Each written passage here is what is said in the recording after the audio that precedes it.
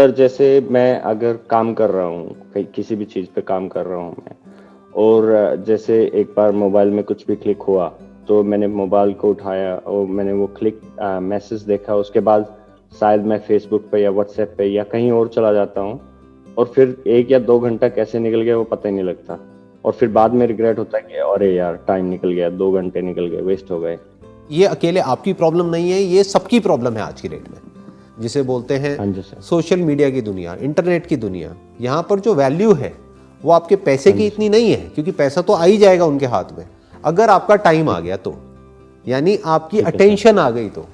आज की डेट में जो ऑनलाइन जो कीमत है वो आपकी जो अटेंशन है उसकी है, कि आपका कितना अटेंशन स्पैन उनको मिल सकता है। मतलब एक कोल्ड वॉर चल रही है एक तरह की इन सब के बीच में, जो भी ऑनलाइन प्लेटफॉर्म्स है उन सब के बीच में, कि कौन आपसे कितनी ज्यादा अटेंशन खींच सकता है। सब ये चाहते हैं कि आप मैक्सिमम टाइम वहां पे स्पेंड करिए। अब उसके लिए वो अपने प्लेटफॉर्म को इतना इवॉल्व करते चले जा रहे हैं जिसकी कोई हद नहीं है। मतलब उनके पास में डेटा है अरबों खरबों लोगों का, जिस डेटा को स्टडी करके, बिकॉज आप आईटी बैकग्राउंड से हो तो आप समझ पा रहे होंगे कि एग्जैक्टली पीछे बैकएंड में क्या चल रहा है, कि वो डेटा को इतनी बारीकी से समझ रहे हैं। कोई गैस नहीं चल रहा है वहां पे, कोई गैस वर्क नहीं चल रहा है। उन्हें पता है कि अगर आपकी ये एज ग्रुप है, आप ये करते हो, ये सब डेटा उनके पास में है, तो आपको इसके बाद में क्या दिखाया जाए, जिसके बाद में आप 20-25 मिनट के लिए तो गए। हाँ जी। अब उसके बाद में क्या होना चाहिए, आपको लगता यह है कि ये मैं कर रहा हूं, हाँ जी, जबकि ये पहले से आपके लिए एक रोड मैप बना दिया जाता है। ओके। उन्हें पता है कि अगर अभी ये जो आपने क्लिक किया, इसके बाद सजेशन में अगर ये दिखा दिया जाए तो आपके क्लिक करने की पॉसिबिलिटी बहुत ज्यादा है। तो इससे आप नहीं बच सकते, इससे कोई नहीं बच सकता। एक इंडिविजुअल कैसे बचेगा इससे, सोचो।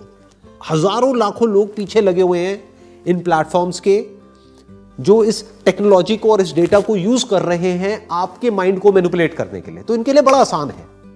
तो अगर आप मेरे से ये पूछो कि भाई मैं कैसे बचूंगा इनसे, तो आप नहीं बच सकते। बिल्कुल ऐसे जैसे कि मान लो कोई लड़ाई हो रही है, आप अकेले एक तरफ खड़े हो और एक तरफ सामने खड़ी है 1 लाख लोगों की आर्मी, आप निहत्ते हो, आपके हाथ में कोई वेपन नहीं है, कुछ नहीं है, और उनके पास में न्यूक्लियर वेपन्स के भी बाप है।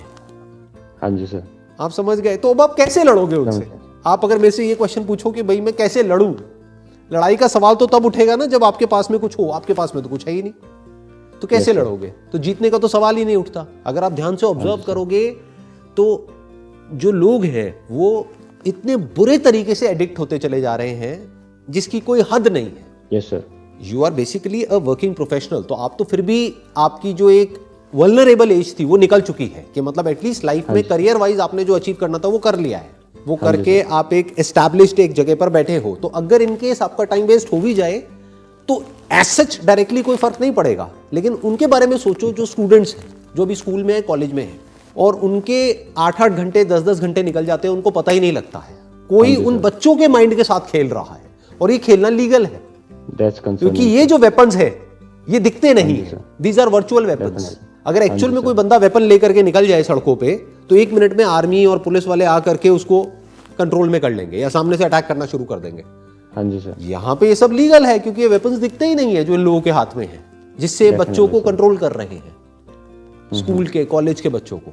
सोचो उनका क्या फ्यूचर होगा, सोचो उनकी बॉडी का, उनके माइंड का क्या हाल होगा। Yes sir. क्यों? So basically sir, I found only one good thing about like a mobile phone.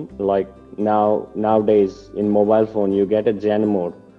If you put your mobile in Zen mode, that means you can receive the phone calls, but you can't unlock your phone.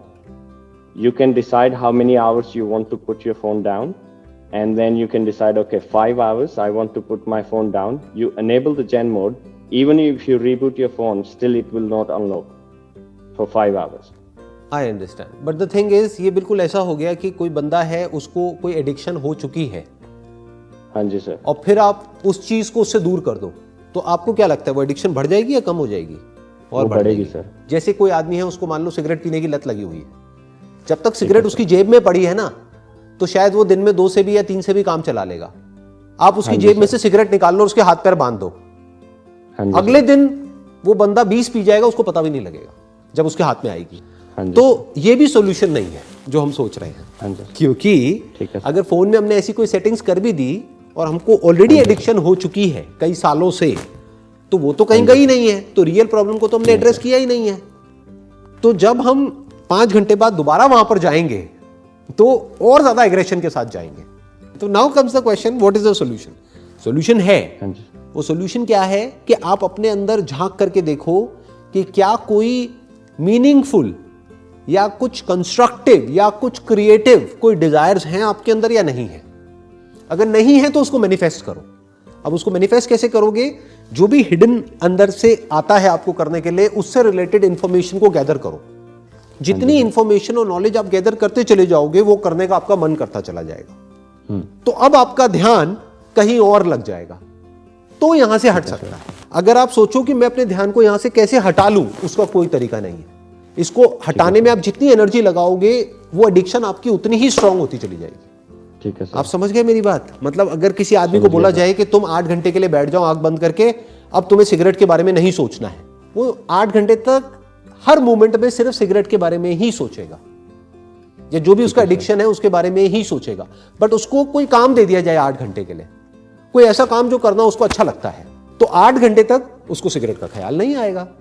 कुछ दिन तक ये खेल चलेगा, उसके बाद में उसकी आदत बदल जाएगी। इन अदर वर्ड्स, जितना मजा आपको मोबाइल में आता है, हाँ जी सर, उससे ज्यादा मजा क्या कहीं और आ सकता है?